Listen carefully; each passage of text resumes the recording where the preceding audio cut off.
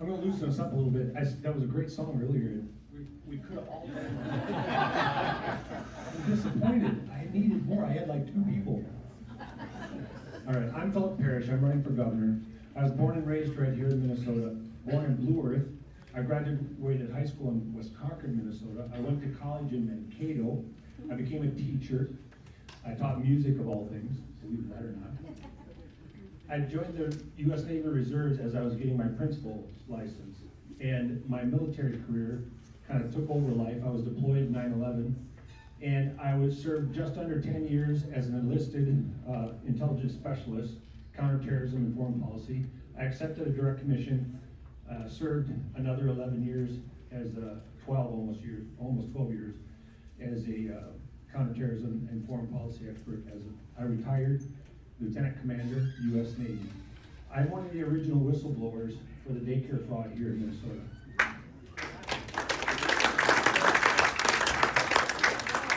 So I ran for office in 2018, was not successful, but it gave me this great groundwork of getting to know a lot of different aspects of not just my military career, but a lot of things going on throughout the state. I've been involved with the party since I was a junior in high school. I have a nice little story. I got so excited about grassroots in our constitutional republic that I wrote in my little notebook during civics class, the first year I could run for president. I still have that notebook. I was disappointed to learn that my birthday in the birthday year, I would have to wait another few years before I could run because of the election cycle. So it was kind of fun. In any case, my mission has become, for many years now, about telling you the truth. And my campaign is centered on telling you the truth and serving you. I have a great deal of experience, a great deal of skills and expertise that I have developed. I believe God gives us experiences and expertise for a purpose. And we are to use those for good. We are to use those to serve each other. And I'm bound and determined to tell you the truth about everything that's going on in Minnesota. I need you, I want you to get to, and you can grab a brochure in the back, parishformn.com. Get to the website, get to the social media, talk with me, interact with me, read my policy. In 3 minutes, there's no way I can cover the months and years of research and writing I have done. It's just too big, and there's too much at stake, and there's too much substance needed. We don't just need talking points. We need how, what, when, why, where, and you'll find that on my website, parishformn.com. I'm very serious about this, and I'm going to bring every candidate that has the strength to get up and run for office is coming with me in my administration. Thank you. I need to maybe make the teleprompter great again. Yeah, there's a difference between my paperwork You and see the confusion. It's all right. It's okay. they can't have their page for it. So, oh my goodness, I grew up in a wonderful city in West Concord, Minnesota, and I had a wonderful group of teachers and parents. My mother was a single parent, and we went to bed hungry more than fed for a long time. And this is a very meaningful phrase to me because, and by the way, I love the shirts. I wish I would have bought some cash with me tonight. I would have bought these shirts. The fact is, I was always inspired. I had inspiring people around me. I had really great people around me that were doing good things, and they demonstrated through behaviors, integrity, and decency, and dignity. And in my view, making Minnesota great again, it starts right here.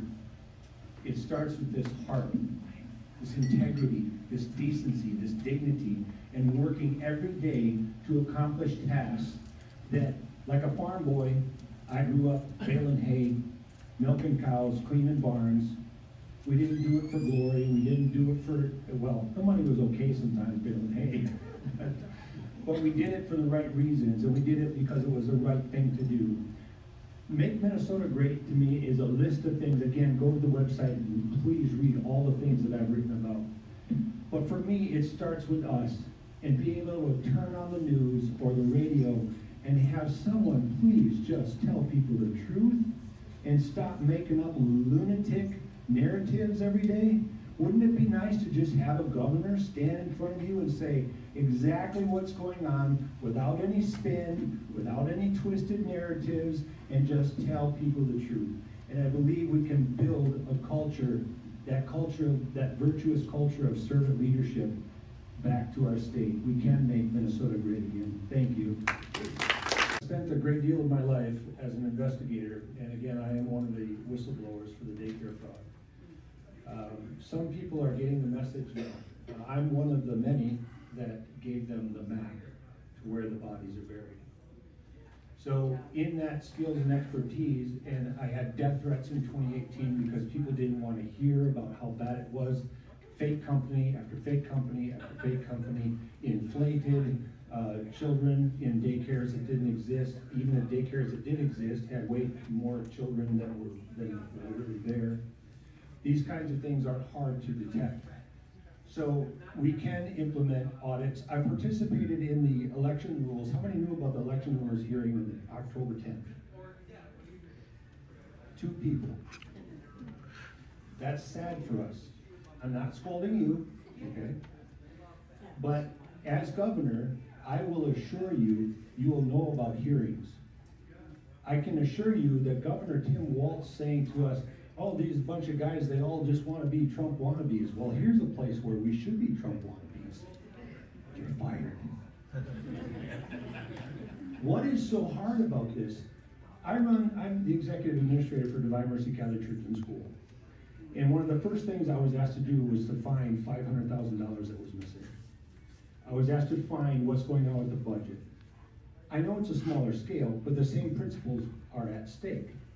One of the things, just one small aspect, is internal controls, right? How many know about the phrase internal controls? Great, thank you, because you can relate to this. I found a person that had control of the checkbook, had control of the online banking, had control of the only person that could get permissions to the access. They were moving the money physically and literally digitally, all under one person. And I'm in my 3rd month of being the executive administrator, and I say, we have a problem here. Oh, the pushback I got. I know that sounds like a personal story from a small company, but it's the same principles at stake.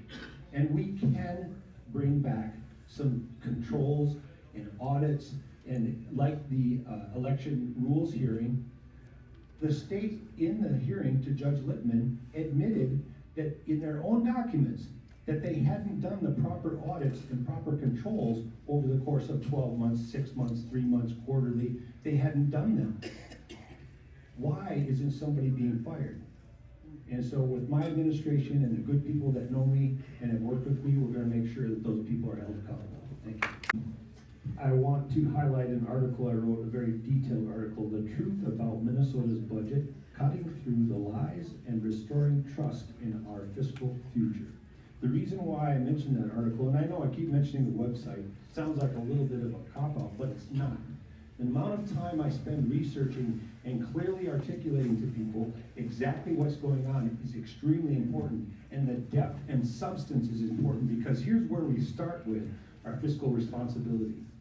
We start telling people the truth, and God bless us all, but that goes for Democrats and Republicans.